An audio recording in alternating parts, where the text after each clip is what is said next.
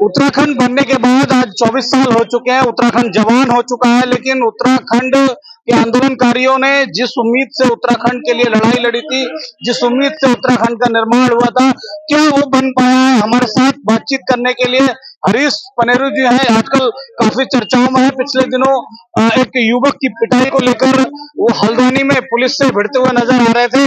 पनेरू जी क्या कहेंगे? देखिए, ये बात सही है कि उत्तराखंड जवान भी हो गया। 24 साल कम नहीं होते हैं, लेकिन मुझे ऐसा लगता है कि राजनीतिज्ञों के व्यू चक्र में ना जवान हुआ, ना पहलवान हुआ और ना उम्रदराज हुआ। और जो जवानी की उम्र होती है, मुझे लगता है कि वो जवान जैसा तो मुझे कहीं दिखाई नहीं देता। ये मजदूर जो आंदोलन कर रहे हैं, ये इस बात का परिणाम है कि मजदूर अगर जवान हुए होते तो ये बेचारे परेशान नहीं होते। तो ये एक बहुत बड़ा हमारे सामने चैलेंज है। जिस अवधारणा से हमने राज्य को बना, वो हमारी मनोकामना पूर्ण नहीं हो रही। मजदूर वर्ग जिसमें हमने बेरोजगारी, उत्तराखंड पहले से जो है एक बेरोजगार प्रदेश रहा, इसलिए यहाँ की बेरोजगारी खुशहाली के लिए राज्य का गठन किया गया। लेकिन राज्य बनने के बाद भी यहाँ के इस तरह से एक क्रांति आ रही है, तो मुझे ऐसा लगता है कि इसमें जो सरकार है उनको सोचना पड़ेगा, और नहीं तो आने वाले समय में सरकारों को इसका जवाब देना पड़ेगा।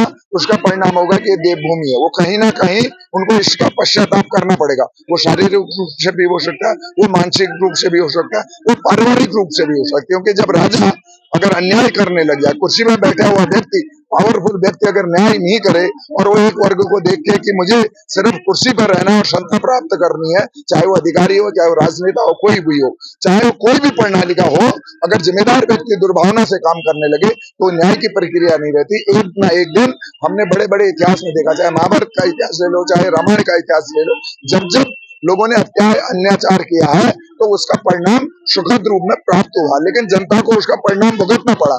मजदूर परिणाम भुगत रहे हैं। लेकिन मुझे ऐसा लगता है कि रामराज्य की स्थापना के लिए एक नए से वनवास, जिस तरह से लोक सत्ता पक्ष के और अधिकारी वर्ग जिस तरह से बेलगाम हो रहा है, उसको करने के लिए एक राम रूपी, कोई कृष्ण रूपी महाभारत में जन्म लेंगे और इस अन्याय का खात्मा होगा। क्योंकि ये देवभूमि है, जब जब अन्याय अत्याचार हुआ, देवभूमि से ही देवता अवतरित हुए, तो देवता के रूप में कोई महामानव अवतरित होगा, इनको न्याय मिलेगा। ठीक है, ब्यूरोक्रेट्स के बारे में, अधिकारियों कर्मचारियों के बारे में ये माना जाता है कि वो कम से कम अपना जमीर ना बेचे। नेताओं पे तो तमाम तरीके के आरोप लगते हैं, उन अधिकारियों के लिए क्या कहेंगे जो अपना जमीर बेच के इस वक्त काम कर रहे हैं? नहीं, अधिकारी है कहाँ? अधिकारी तो मुझे लगता नहीं, वो सिर्फ एजेंट है।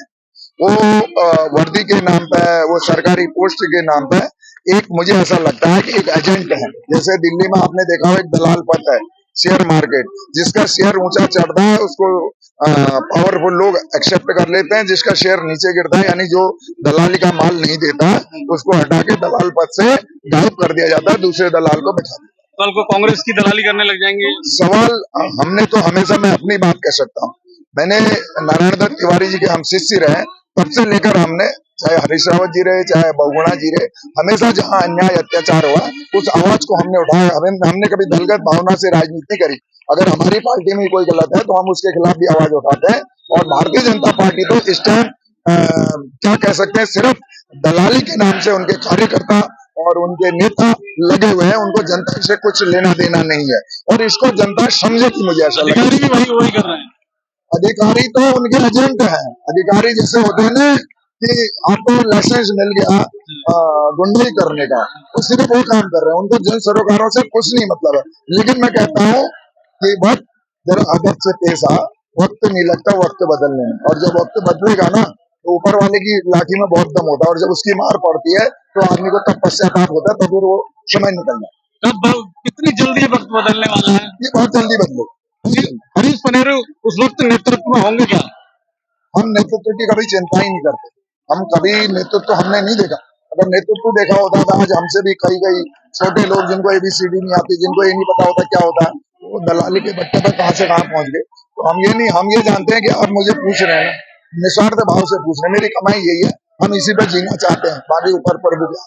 तो हरीश पनेरू का सीधा सीधा आरोप है, इस वक्त जो भाजपा के कार्यकर्ता हैं, जो भी अधिकारी हैं, कर्मचारी हैं, पूरी तरीके से जो सरकार पावर में है उसकी दलाली कर रहे हैं। और हमेशा ये इनका कहना है, जिस तरीके शेयर मार्केट में दलाल होते हैं, इस वक्त सत्ता के पक्ष में उसी प्रकार की दलाली हो रही है। इस वक्त हम गांधी पार्क में हैं। गांधी पार्क में यहाँ पर मजदूर लगातार धरना कर रहे हैं और पूरे उत्तराखंड में हर वर्ग के लोग धरने करने के लिए मजबूर हैं। हर कर्मचारी हो, किसी भी वर्ग के लोग हो, वो धरनों का प्रदेश एक तरीके से बनकर उत्तराखंड रह गया है। तमाम भ्रष्टाचार के आरोप सरकार पर लग रहे हैं, कई मामले सामने आ रहे हैं। फिलहाल देखना यह है कि ये जो सरकार है कब तक जागरूक होगी और लोगों के पक्ष में अपना सरोकार करेगी, और उसी सरोकार के लिए लगातार जो है जनता यहाँ पर अपनी आवाज बुलंद कर रही है। हमारे साथ बने रहे इसी तरीके से, देखते रहे समाचार इंडिया। नमस्कार।